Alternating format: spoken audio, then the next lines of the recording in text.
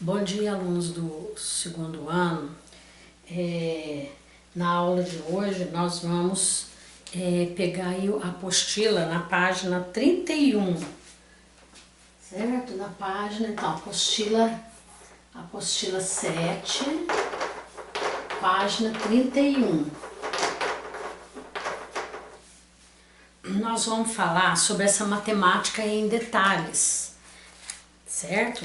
Então, tá falando, dando umas dicas para a gente resolver problemas de análise combinatória. Então, olha para vocês verem aí. Ao resolver um problema de combinatória, é recomendável seguir algumas dicas. Primeira dica: leia sempre o enunciado do problema com muita atenção. Fique atento aos seus detalhes, por exemplo, se é permitida ou não a repetição de elementos. Então, gente, a leitura do problema é muito importante, tá? Vocês já viram pelos exercícios que a gente já fez, pelos exemplos que a gente já fez. Então, é importante que a gente veja se pode repetir, se não pode repetir, se tem o zero, se não tem o zero. Então, se o zero na hora de formar números, se eu tô entrando com o número zero, mas eu quero formar números, o zero influencia aqui na frente. Mas se eu for formar senhas, o zero, ele não tem problema, ele pode ir em qualquer lugar, é uma senha apenas. Então, eu tenho que ter bastante atenção mesmo no enunciado do problema. O que o problema fala ali? Os algarismos são distintos, os algarismos não são distintos, não falou nada.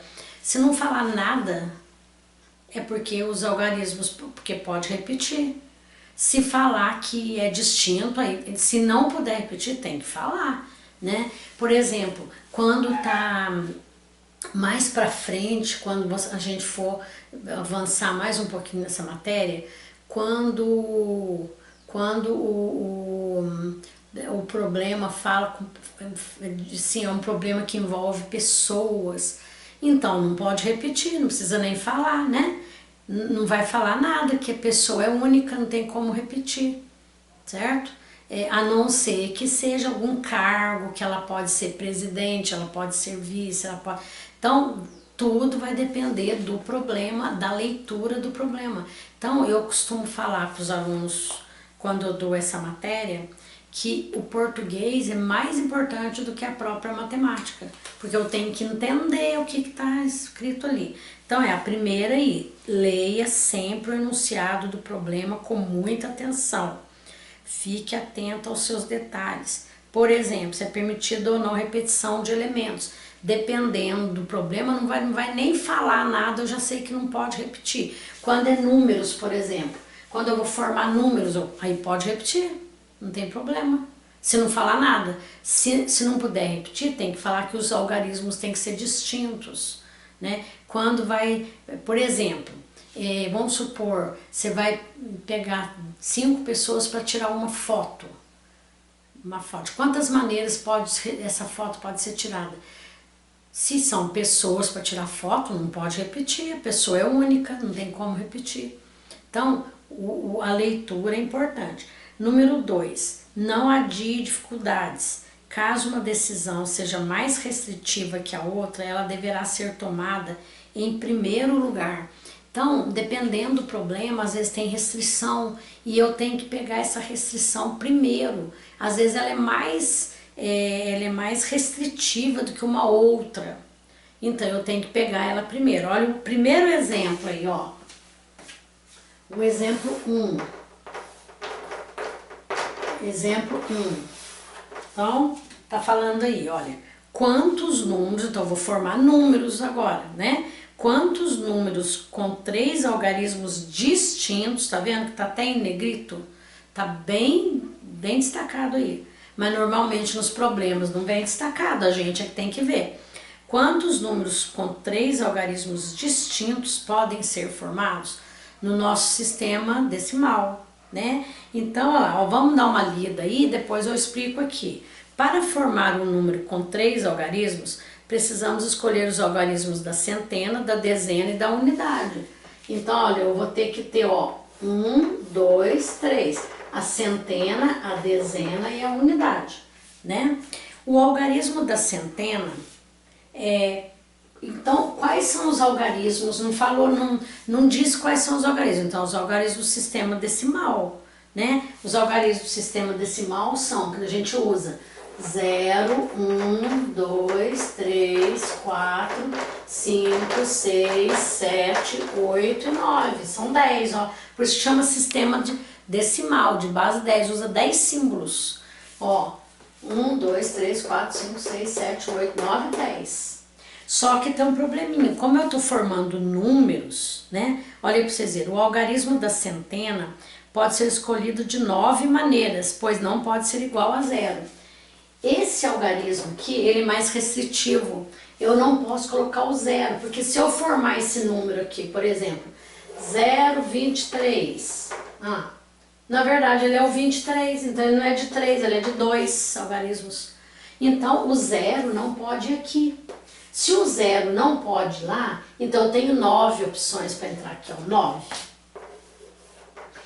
Na dezena agora, o que acontece? Escolhido o algarismo da centena, existem 9 maneiras de escolher o da dezena, pois este pode ser igual a 0. Agora, esse algarismo aqui não vai poder ser esse aqui. Vamos supor que eu escolhi para entrar aqui, eu escolhi o número 5. E o 5 não pode entrar aqui, porque não pode repetir, tem que ser algarismos distintos. Eu não posso formar 553, por exemplo. Estou repetindo o 5. Então, o número que entrou aqui não pode entrar aqui, mas aqui já pode entrar o 0. Então, tira o número que entrou aqui, mas aí entra o 0. O 0 já pode entrar aqui. Então, fica 9 de novo, tá? E lá, ó. Mas não pode ser igual ao algarismo da centena, foi o que eu falei. O da unidade pode ser escolhido de 8 maneiras, pois deve ser diferente dos 2 algarismos anteriores. Então, esse aqui, ó, como não pode repetir, como o algarismo que eu colocar aqui, não posso colocar aqui, os 2 que eu coloco que eu não posso colocar aqui, então aqui vai ter 8 maneiras. Tira os 2 que estão aqui, tá? Então, olha, o número final, portanto, a quantidade de números com 3 algarismos distintos vai ser, então, ó, 9 vezes 9 vezes 8. 9 vezes 9, 81, vezes 8, 648.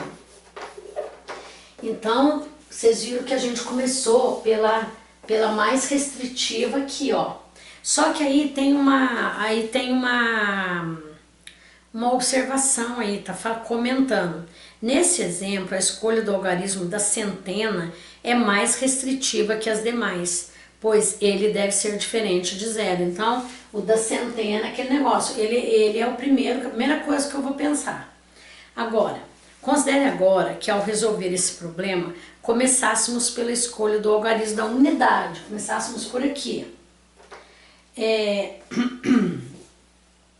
Desse modo, haveria 10 maneiras de escolhê-lo, porque aí aqui não tem problema o 0, né? Em seguida, haveria 9 maneiras de escolher o algarismo da dezena.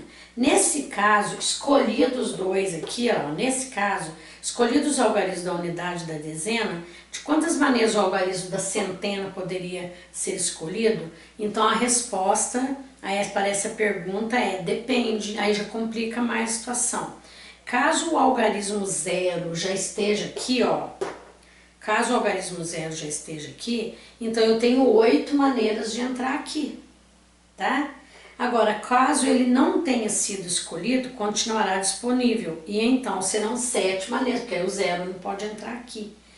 Por não termos começado pela decisão mais restritiva, escolha do algarismo da centena, não foi possível obter diretamente a resposta para o problema. Então, olha, se eu tivesse ido por aqui 10 vezes 9, aí aqui teria que ser 8, né? 8 dependendo da resposta, 8 ou 7. Então, o problema teria que ser feito de maneira diferente, tá? Então, o mais certo é ir pela restritiva aqui, que dá a resposta certa. Vamos para o número 2 agora, exemplo 2. Exemplo 2. Que é aqui. O exemplo 2, vamos ler ele aí. Ele fala o seguinte: dispondo dos algarismos 1, 2, 3, 4, 5, 6, 7, 8 e 9, então agora tirou o zero, fica mais fácil, tá? Quantos números pares com 3 algarismos distintos podem ser formados? Então o que que eu tenho aí? O número tem que ser par e ele tem que ser distinto, não pode repetir. E ele tem que ser com 3 algarismos, né? A mesma coisa, centena, ó, 1, 2, 3. Eu tenho que preencher a centena, a dezena e a unidade. Então, vamos ler aí. Um número é par quando o algarismo da unidade é par. Quando termina em par, ele é par, tá? Assim, a escolha do algarismo da unidade é a decisão mais restritiva. Eu tenho que ter par aqui, senão ele não é par. Certo? E deve ser tomada primeiramente, eu tenho que tomar a decisão daqui, ó. Quais são os números? Então, depois escolhemos o algarismo da centena e da dezena, em qualquer ordem, pois entre elas não existe uma decisão mais restritiva que a outra. Então, olha, como o número tem que ser par, e ele tem que terminar em par, então quais os números que podem entrar aqui, ó? Pode entrar o 2, ó, pode entrar o 2, o 4, o 6 e o 8. Eu tenho quatro maneiras de entrar aqui, ó.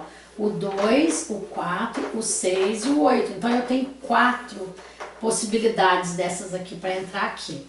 Aí depois que eu preenchi aí, eu tenho 8 maneiras. Então eu tenho 9 algarismos. 1, 2, 3, 4, 5, 6, 7, 8, 9. Desses 9, 4 pode entrar aqui, mas um de cada vez. Então, o número que entrar aqui, ele não pode entrar aqui, porque senão vai repetir, lá não pode repetir. Então, como são 9, um entrou aqui, um desses 4 entrou aqui, vamos supor que entrou 6 aqui, ele não pode entrar aqui, tá?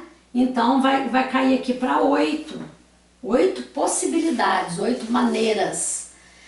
Se entrou o número 6 aqui, ele cai aqui e fica só 8 possibilidades para entrar aqui.